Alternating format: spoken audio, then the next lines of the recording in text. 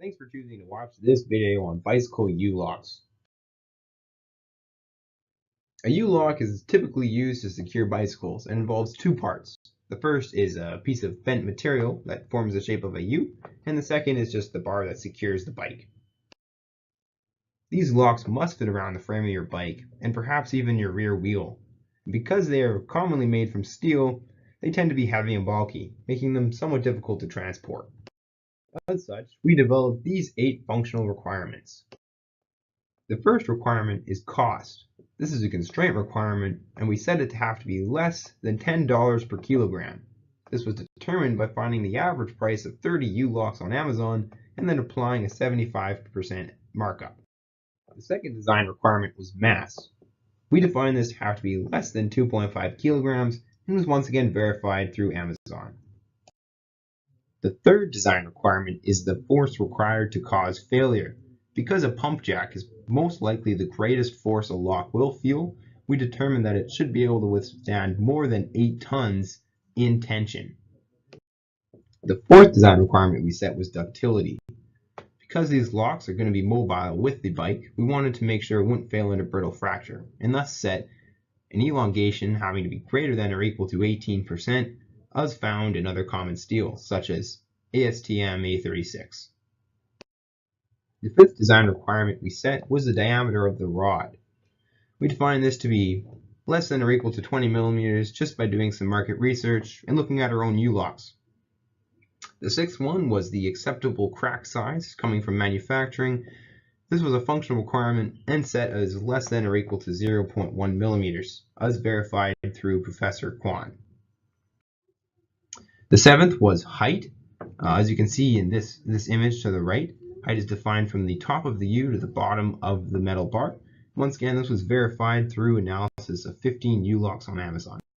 This was very much the same case with the width, and once again, we used Amazon to do some market research. Now into our MPI derivations. Our overall objective was to minimize mass while optimizing yield strength and fracture toughness.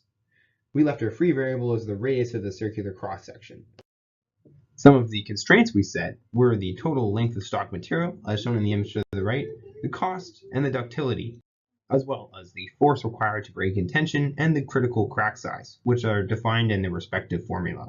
The combination of these two constraints led to the maximization of the two equations.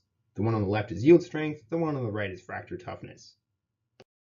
Before we actually started the derivations, we set two main filters. The first was price, and the second was elongation. The first MPI derivation involved minimizing mass while increasing yield strength. We left our free variable as the radius of the circular cross-section, and our materials properties as our density and yield strength. Our geometric constraints really amounted to the length of the stock material, and in total, this gave us a slope of 1, or a y-intercept, and the following equation. These are the results of both the filter and the first MPI derivation. The second MPI derivation involved minimizing the mass while increasing fracture toughness. Our free variables stayed the same as the radius, and our materials properties this time included fracture toughness. Our geometric constraints also stayed the same, but this time we included functional constraints as being the force required to break the lock and the critical crack size. This once again left us with a slope of 1, but this time changed our y-intercept and the given equation. After passing both through the filters and the first and second MPI derivations, we were left with the following graph. And although many facets were considered, other qualities include the geometric deflection, shear strength, resilience to environmental degradation, the GTT, recyclability, and other chemical factors such as pH.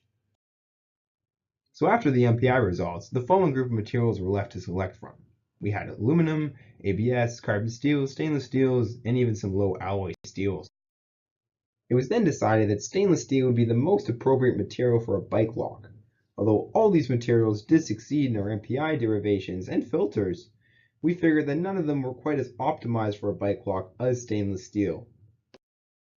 In contrast to other materials, stainless steel exhibits excellent yield strength, fracture toughness, corrosion resistance, and service temperature ranges.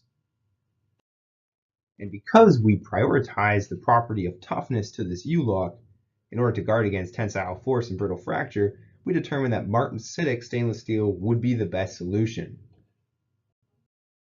The exact designation was the martensitic stainless steel under heat treatment of H1150M. As shown in the following table, this particular type of stainless steel well exceeds the performance standards outlined. This leads us into the discussion of manufacturing a U-lock. The first step is simply cutting the steel rods to the correct length and then deforming them to match the correct U profile. As you can see in this image, the steel bar is just been slid into this clamp. This slide, as you can see, it has now just been bent. After they are bent to shape, these lock profiles are then heat treated to temperatures over 1800 degrees Fahrenheit, and this most likely reduces internal stresses accumulated from bending. This type of heat treatment is seen in this image. These superheated bars are then quenched at a specific rate in oil to induce a hardened martensitic outer layer while maintaining a softer inner region. This is seen in these two images, first being loaded and then being cooled. After this step, the bars are then measured for accuracy, defects, and then are added to the rest of the assembly. It should also be mentioned that stainless steel can be altered to increase its performance too. Type 410 martensitic stainless steel is fairly common and is a good baseline to compare heat treatments. In the following diagram, it can be seen that after bringing the steel to austenizing temperature of around 1800 degrees Fahrenheit, it is relatively easy to reach martensitic zone, as noted here. One way to optimize this process would be to temper the stainless steel after quenching. This would allow for a less concentrated microstructure of martensite to form, thus allowing for more elongation and less chance of a brittle fracture. Although the geometry of a U-lock is more or less predefined, the exact specifications of its dimensions were taken into account. A solid rod design was chosen for both its superiority in strength and less of a risk of crack propagating through it. Hollow geometry was considered, but because a U-lock is relatively small, the weight savings were not deemed worth the mechanical losses. And in comparison to industry, we figure that the choice of stainless steel largely agrees with the current practices of mass-produced U-locks. Most U-locks are currently manufactured using hardened steel. This could include reasons because it's low cost, it's easy to manufacture, high strength, and its resistance to abrasive wear. Thanks for watching.